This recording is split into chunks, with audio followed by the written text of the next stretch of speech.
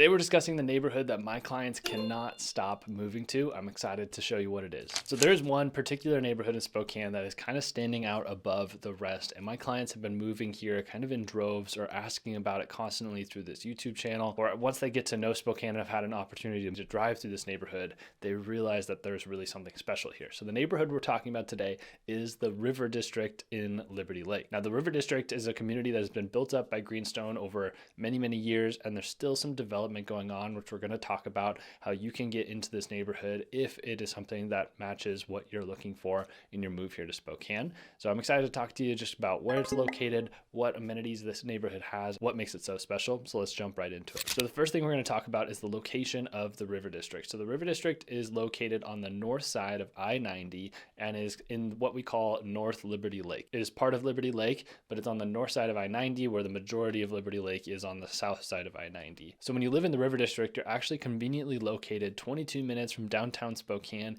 and 24 minutes to downtown Coeur d'Alene. So if you're somebody that wants to have more options and accessibility to restaurants and amenities in downtown Spokane and downtown Coeur d'Alene, you're about equal when you live in this area. The other amazing thing, and we'll talk about this a little bit more coming up, the neighborhood is backed up to the Spokane River, which actually gives you a couple other additional amenities for the neighborhood. And then you're also in a location that kind of cuts down your drive time to some of the major amenities of our area, like skiing on Mount Spokane. If you live in this area, you're probably going to save about 10 minutes of your drive if you were to live somewhere else. Or if you're somebody that wants to go up to Sandpoint regularly for Schweitzer or Priest Lake, anything like that, it's about just over an hour drive there, where typically it's about an hour and a half drive for most people in the Spokane area.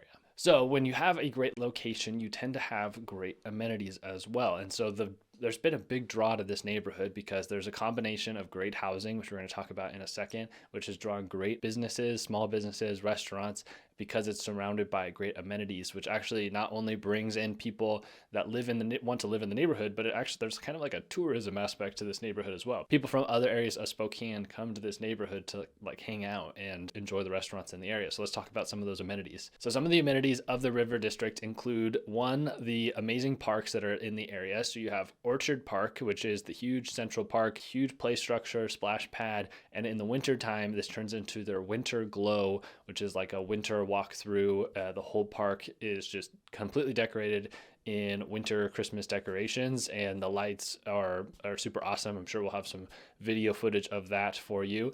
And then there's also Half Moon Park, which is just a big grass field. There's I think a small play structure there, and my client just bought a house directly across the street. She gets to look out to the park every single day. And then there's the River Rock Park, which is the park on the north side of the neighborhood that backs up to the Spokane River and backs up to another major amenity of this neighborhood, which is the Centennial Trail. The Centennial Trail runs right by this neighborhood, and so if you are somebody that likes to run, bike, or just get out on long walks, you have access to Centennial Trail, which is 40 miles of paved trail for you to do some long bike trips or walks or anything like that. And so while I was in the neighborhood, I had a chance to even show you what that trail looks like. It is a really nice paved trail, and then it just turns into a little bit of a dirt path going over the hill, and then it drops right down into the Centennial Trail there. And you can start all the way down in Orchard Park and walk the same trail all the way to the Centennial Trail. So there's a nice connecting trail from the south side of the neighborhood to the north side of the neighborhood.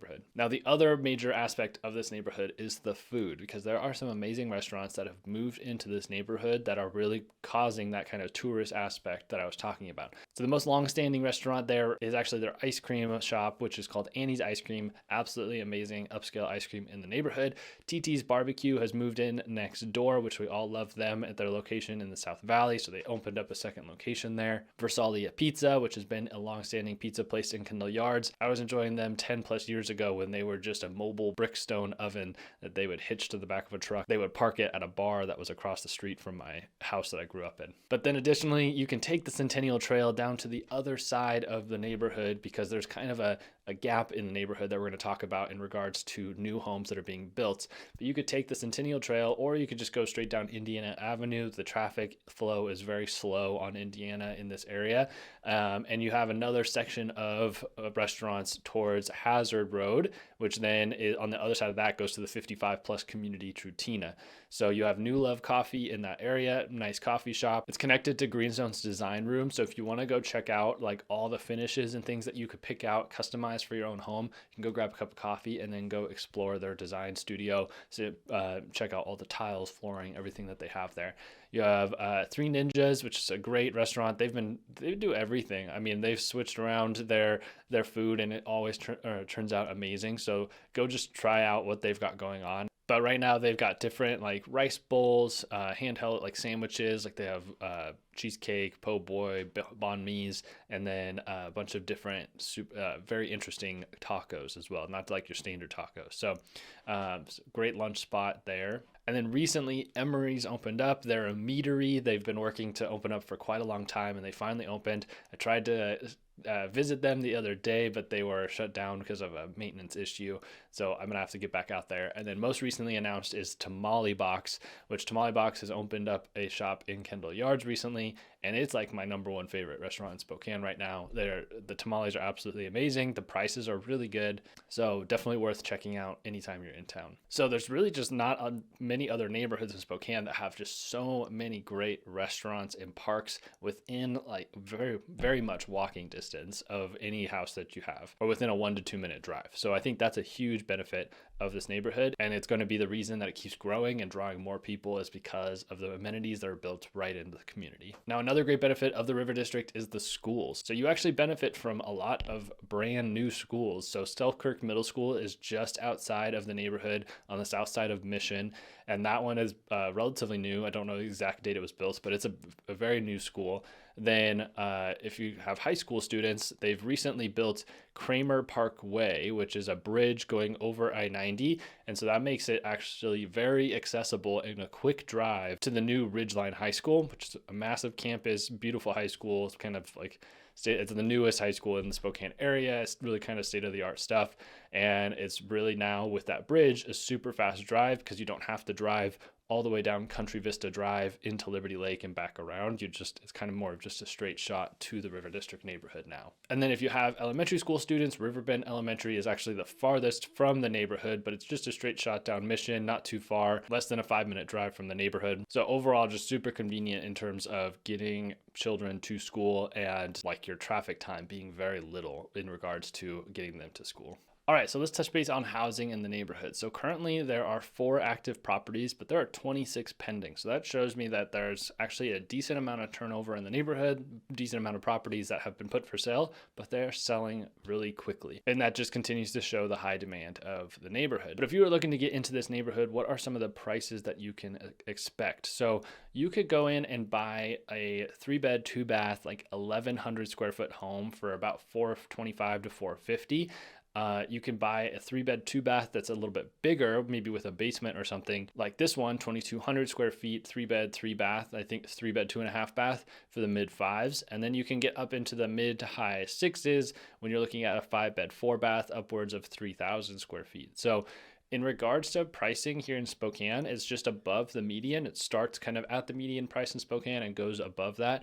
And then there's obviously a lot of options for new construction still in the neighborhood. So if we look at the map here, you can see that there's quite a bit of a gap in between where Orchard Park is. There's a few houses here, and then where these apartments are, and then where Three Ninjas are. So there's this huge grass field here, and you can see that the road is starting to be built in this neighborhood. And if we head over to the River District's website, you can see where that road is. So this is exactly where we're just looking at on Google Maps. You can see that a lot of these lots have already sold that aren't even showing up on Google Maps yet. And you can see that many have been platted out that haven't even come for sale yet. Greenstone is very good at limiting the amount of homes that they release to keep an amount of exclusivity and amount of competition. So they will wait until they get their lots sold before they release more, because they want to make sure that they have buyers for the ones that they've released before releasing all of them and then getting stuck with them and things like that. So these 5 are quick move-in homes. Like, they're going to be done within the next couple months. The red are pre-sale home sites. Nothing has been built on them yet. You'd be able to start from ground zero and completely customize that home. And that's really the cool part about Greenstone, is that they are a little bit more, they're going to be more expensive than your DR Horton or your Lennar or anything like that, but you can take the time and spend the money to completely customize your home based on their floor plans. So you can pick out where you want the outlets in every wall, where you want what type of light switches you want, cabinet colors, tile, flooring, everything can be completely customized to you.